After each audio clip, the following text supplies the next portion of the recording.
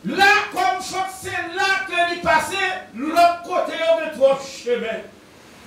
Jésus, la Bible nous fait savoir que lorsqu'elle fit bac pleine de la Judée, parce qu'elle y empile réellement, pour voiture, il y empile. C'était bouquette, c'était chameau, ça. Pas de problème pour voiture, ça. Non, Jésus, pas de commoter pour barrer ça. Non. Mais je dis à nous heureux parce que Jésus, là, peut monter avec nous.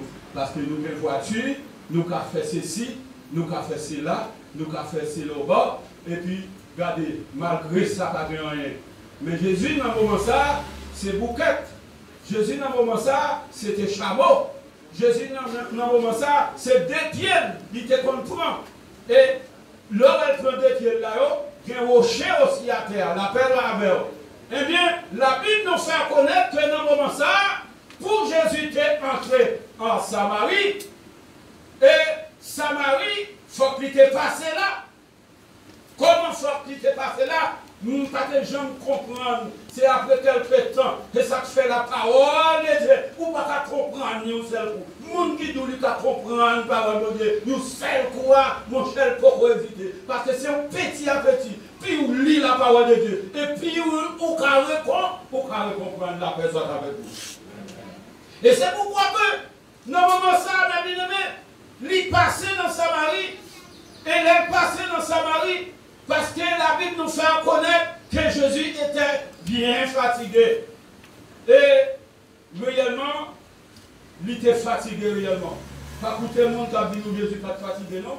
Des gens qui font comprendre que lorsque Jésus était dans le bâtiment avec les disciples, il t'a dormi, c'est pas vrai, il n'a pas dormi. Oui, Jésus t'a dormi dans le moment ça. Jésus t'a fatigué lorsqu'il était entré à Samarie. Parce que pourquoi il était fatigué, la paix avait couru à faire. Parce que Jésus était composé de deux, l'homme intérieur et l'homme spirituel. C'est pourquoi il est fatigué. Mais bien aimé, en ce moment, comment fatigue l'a fait venir? C'était un homme comment il était. Mais il a changé en spirituel là, l'homme en haut, il n'est pas fatigué. Il n'est pas fatigué. Mais l'homme ça, il est toujours fatigué. Lorsque Jésus était dans le bateau là, oui, il t'a dormi. Non, moment ça, c'était l'homme ça qui était là, la paix mon Dieu avec vous. Mais lorsque l'homme spirituel là, lui entrait réellement dans lui-même, était là, chassé la mer. Il te dit la mer à terre, c'était toi. Bien aimé, s'il partait, Dieu est homme, nous ne pouvons pas sauver, nous la paix mon Dieu avec vous. C'est parce que Jésus était Dieu. En même temps, il fait l'homme, la paix mon Dieu. Tiens, bien comprendre le matin. Parce que Samarie, nous voyons qu'il a, bien aimé, c'est un lieu où Omni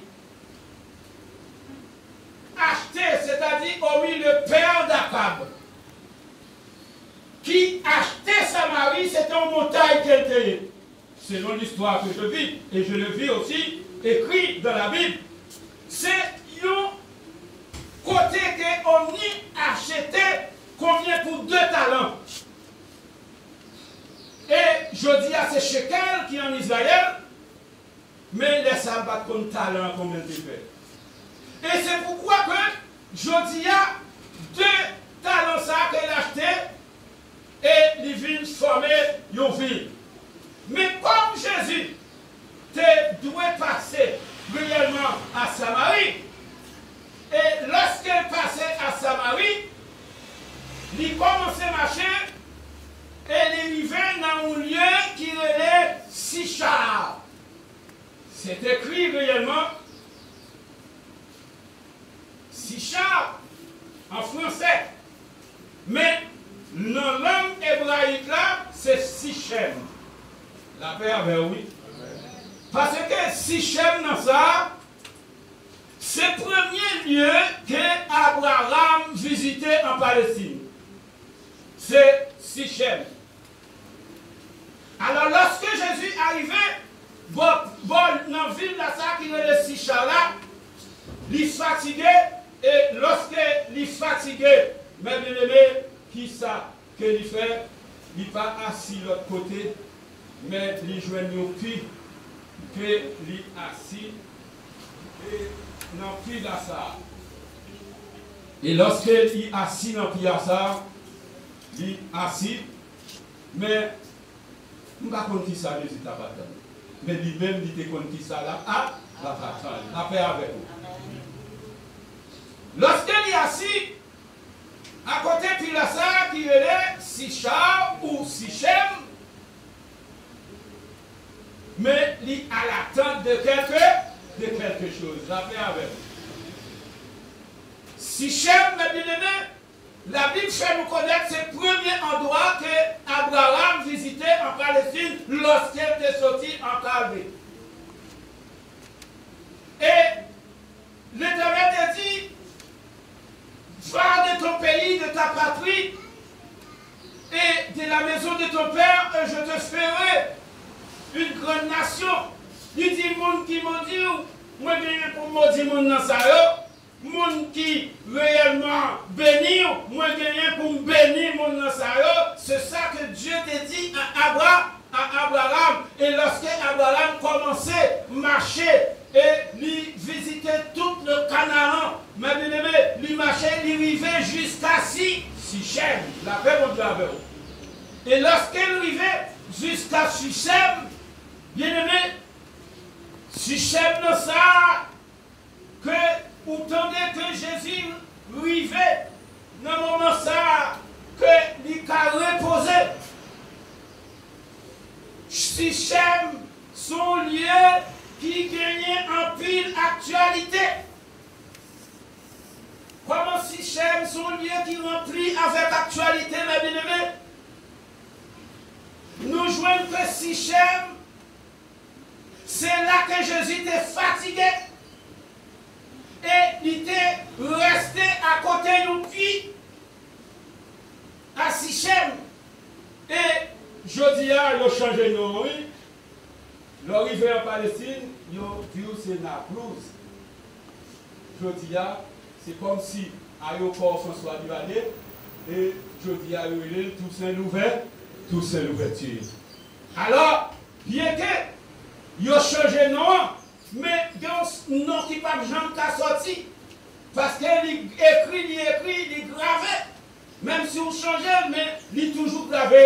Sichem, il toujours fait actualité, soit Sichem ou Sichar en la langue française. La paix soit avec vous. Et Sichem dans ça, Jésus vivait là, c'est là qu'ils font actualité.